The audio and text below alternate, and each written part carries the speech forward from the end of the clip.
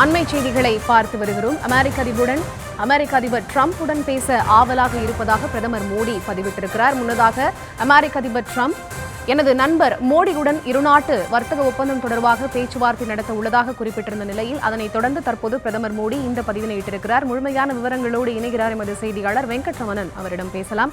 வணக்கம் வெங்கட்ரமணன். பிரதமர் மோடியினுடைய இந்த பதிவு தொடர்பான முழுமையான விவரம்.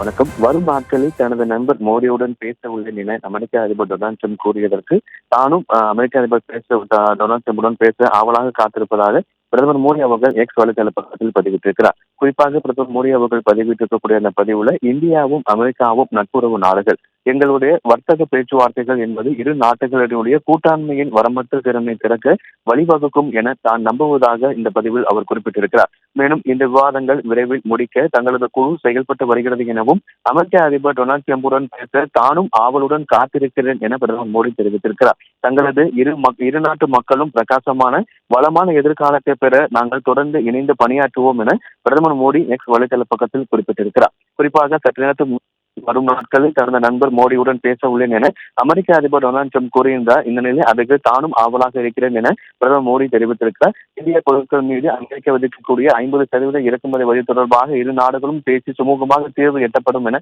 ஏற்கனவே இந்தியா தெரிவித்திருக்கக்கூடிய நிலையில தற்பொழுது இரு நாட்டு தலைவர்களும் பரஸ்பரமாக தங்களுடைய கருத்துக்களை பதிவிட்டிருக்கிறார்கள். வரும் நாட்களில் தனது நண்பர் மோடியுடன் பேச ஆவலாக உள்ளேன் என அமெரிக்க அதிபர் கூறியதற்கு தானும் அதற்கு ஆவலாக காத்திருக்கிறேன் என பிரதமர் மோடி அவர்கள் எக்ஸ் வலைதள பக்கத்தில் பதிவிட்டிருக்கிறார்.